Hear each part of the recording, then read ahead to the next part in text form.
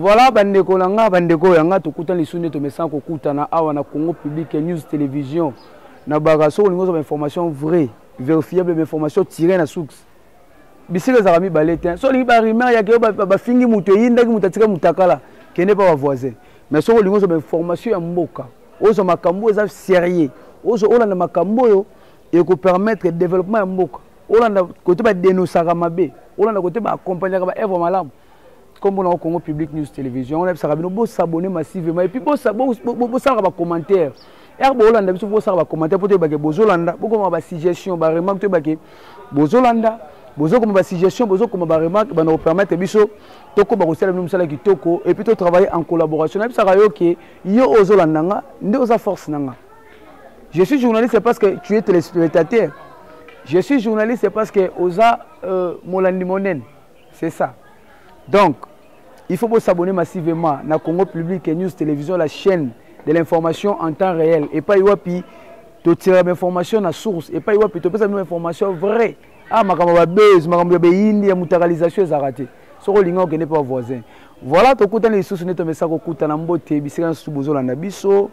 Les autres rebelles talélo, ils les solo, il y a une vision de la femme. Vision de la femme, c'est une structure, moi, maman, pour permettre pour promouvoir. Moi si ya Congo pour valoriser moi si ya Congo pour éveiller conscience ya moi si ya Congo pour bimisa talent au mutazana pour faire comprendre mutu a comme vraie version ya vie naï. C'est ça VIDEF. Vision de la femme VIDEF en sigle. Oyo zalaka bongo vision chère ya mama ya bana mama Ospi Zigire oyo a tia yango wana à disposition ba congolais mingi ba mama pour que a aider mboka. Bah maman qui est de l'Iboso Wabi éduquer une femme c'est éduquer toute une nation. Le quoi ce que tu as éduqué moi ça éduquer mboka et lui que l'accès bah maman de bazali sous-bassement bazali force. Ya mboka ya bandaku ya mabota. Donc voilà. Raison pour laquelle bah organiser bongo une formation un atelier de travail de 3 jours na thème ozolobela entrepreneuriat ya ba maman pour qu'on se prendre en charge. Voilà, c'est ça le thème. Et ben, du 26 au 28 novembre 2020, na Institut supérieur théologique Bout, ISTB en sigle, situé dans la commune de Limité. C'était vraiment du wow. C'était une formation très douée, très approfondie. Et puis, après cette formation, je pense que Banabashi Oyo, comme femme d'affaires, Bazotika Kosenga, Bazomi paie sa valeur, na coopération, na affaires. Na ba service au sala et puis ba comme utile la société. Voilà pour là nous extrait il y a formation ndenge ni bane ko le kana intervenant nyoso et pense que tout juste après c'est parti. Na kati ya lobaki il faut koyeba mwana. Baby sister aisengeli ya yeba mwana. Koyeba mwana c'est-à-dire koyeba ba besoin ya mwana, koyeba pe quelques maladies o etungisaka mwana. Parce que nous allons tous les alliés pour vivre naïe.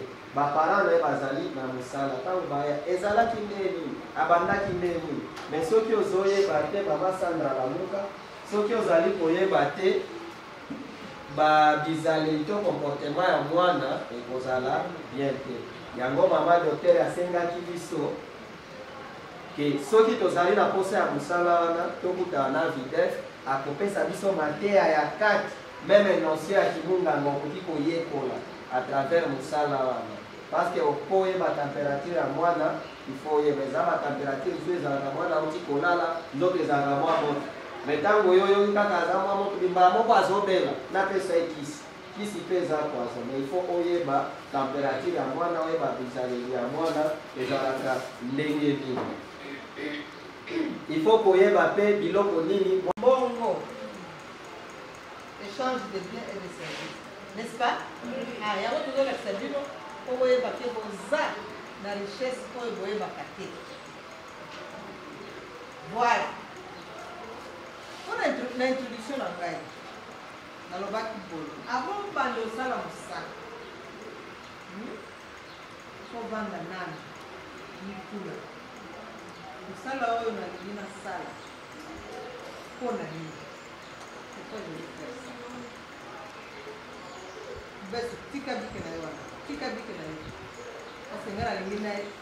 On a conclusion à version qui la Bible est un arbitre, est un grand arbitre. C'est-à-dire, qui ko kabolayo na ba problème oyo ko kiko zala na yango. Ceux qui ozali na habitude, to momesa na kotanga Bible. Atanga ki Josué 1:8. Na kati ya verset wana elobelaki musala. Ceux qui otangi na kati oko yebango Josué 1:8. Ezalaki pona kopesa réponse na sans Jésus-Christ vous ne pouvez rien. Yango abakisaki verset à Jean 15:5. Jésus-Christ azali solution. Yango wana toye kobakisaki avec epé la 11. Et puis docteur Raissa, maman Raissa alobelaki biso baby sister to baby sitting. Ya ba mama oyo babatelaka bana à l'âge de 14 ans. Moto qui peut banda combattre la bana, il est pour ça la garde ya bana. Ils allaient ce travail là et on paye ce travail par heure et non mensuellement. Pardon, c'est moi qui ai la parole. Vous allez pour tout l'année à 11 h par exemple. Quand vous allez à 11 h, il faut se libérer au pays. Après, il faut que ça la coque. Voilà, vous venez de suivre comment la formation a été. Vous avez eu l'idée. Il y a atelier de travail. Il y a Bandeko, il y a vision de la femme vidéo en sigle. Sikoyo, Bozola Nabongo, intervention. Il y a monsieur Richard Dinanga, Ouazali Bongo Moko, professeur. Il y a entrepreneuriat. Il a vraiment donné cours. Il a dispensé la matière d'une manière très différente, d'une manière très distinguée. Ba maman ba fille ba comprendre vraiment important aussi entrepreneuriat, il y a marketing, il y a n'engani ni mutu sengela travail, n'engani ni mutu sengela sala pour que a gagner vie naïe. C'était vraiment du wow, c'était une formation il y a un niveau très élevé mais ba rabaisser yango pour que bana basi ba fille ande to benga bango ba comprendre les matières. Bolanda chiko intervention, l'interview, l'entretien qu'on a eu à faire avec le professeur Richard Dinanga. Ouazali Bongo moko ba professeur na Institut supérieur théologique bout ISTB en sigle et puis Nenganini a expliqué synthèse il y a cours au yapesi il y a formation au yapesi pendant 3 jours mokoka propos rekenez zali bongo na miko ya Jonathan Ngoma Bolanda et puis tokutana Sima. Vous aviez organisé un atelier de formation de 3 jours pour les filles mères. Aujourd'hui c'est la clôture. Est-ce que vous pouvez nous faire une synthèse concernant la formation que vous avez eu à entretenir avec les filles? Très bien. Moi, je suis consultant et formateur à la vision des fans.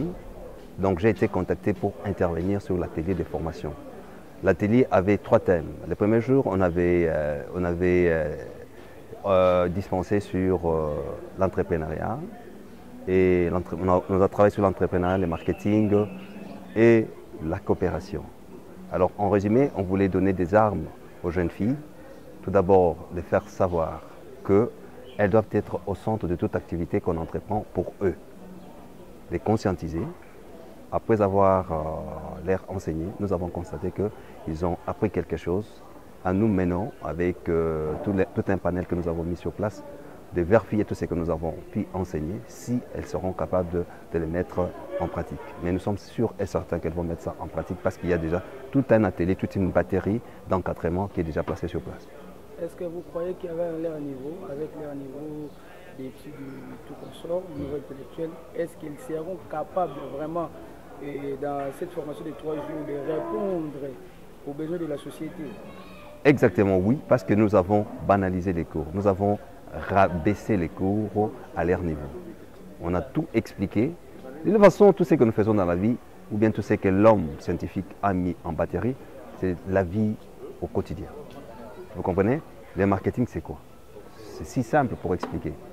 C'est étude du marché. Tu ne peux pas placer ton ligablo à un endroit où il n'y a pas de gens. C'est déjà une étude du marché, ou bien un marketing non connu, où les gens pratiquent, mais ils ne savent pas qu'ils sont en train de pratiquer le marketing. C'est tout comme l'entrepreneuriat. Chacun de nous a l'envie d'entreprendre quelque chose dans la vie. Au lieu d'être amorphe, on l'active seulement, on les conscientise, on lui donne l'outil spécifique pour mettre en pratique tout ce qu'il a appris, tout ce qu'il connaît au départ. On rêvait seulement l'homme qui dort en lui, c'est tout ce que nous avons pu faire. Puisque vous avez parlé de l'entrepreneuriat, est-ce qu'il y aura des fonds alloués pour les fonds de départ aux jeunes filles pour qu'ils commencent l'entrepreneuriat comme vous l'avez expliqué? Non, les premiers fonds, c'est-à-dire quoi? Les premiers fonds, c'est l'homme lui-même, la personne elle-même. Il faut d'abord prendre la conscience, avoir une idée. On attaque seulement la personne, afin de réveiller la vraie personne qui est en elle. La remise en question de son existence. Pourquoi l'autre, pourquoi pas moi? Tout d'abord, la prise de conscience, et puis on vous pousse à créer quelque chose par rapport à ce que vous êtes capable. Qu'est-ce que vous êtes en train de capable? Alors, les premiers fonds, c'est la personne, comme j'ai dit. La seconde personne, on entre déjà dans les peut avoir grâce à la capacité. Et donc, tu banzi que tu kanisi que ceux qui te pesi bango matea, ceux qui te sensibilisent bango, ceux qui te lakisi bango, nini bazanango, bango moko. Bakoki par contre continuer à chercher ce qu'ils peuvent faire pour se prendre en charge. Est-ce que vous avez limité la formation basée après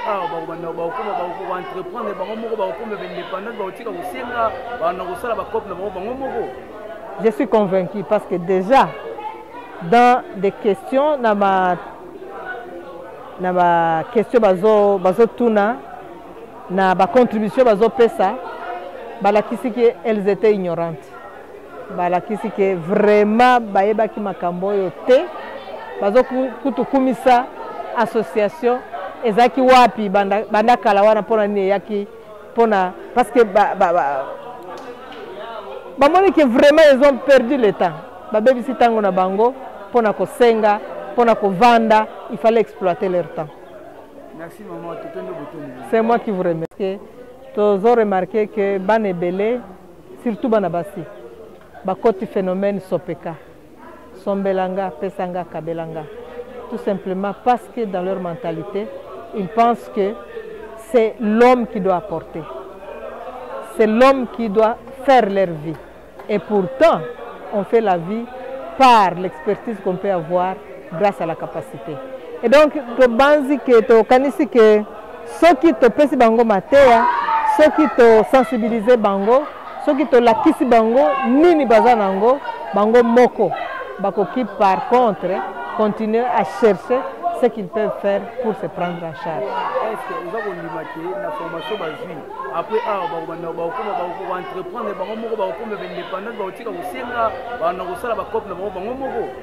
je suis convaincu parce que déjà dans des questions na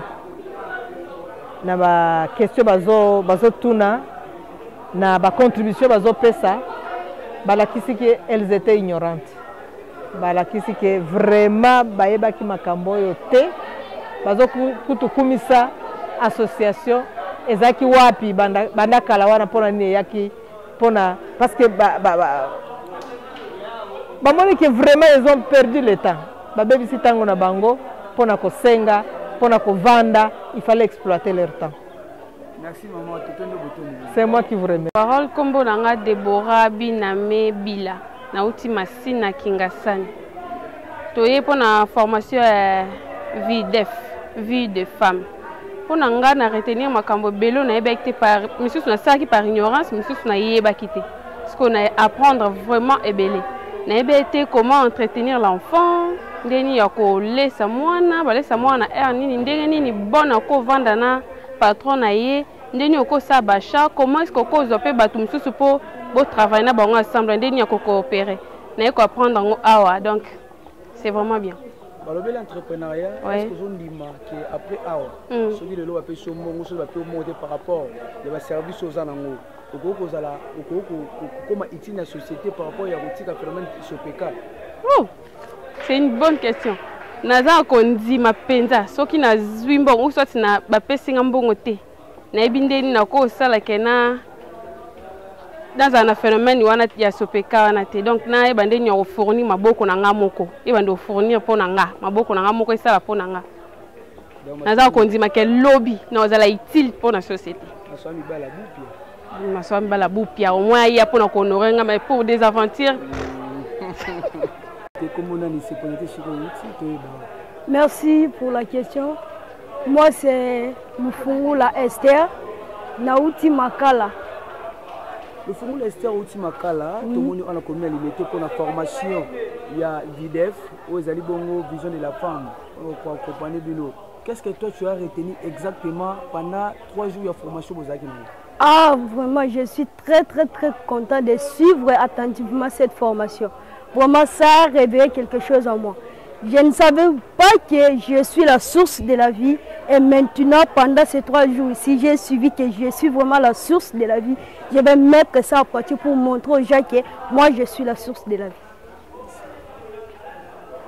Voilà, bon, intervention, il y a Première Dame, il y a VIDEF, Fondation de la Femme, Vision de la Femme, pardon, et puis Bolandi sous Bongo, intervention, il y a des participants, on va participer avec un partenaire idéologie, voilà, et permettre de comprendre. Bino Bayambongo, bateau Bolula, ambiance, bateau tapage de champagne.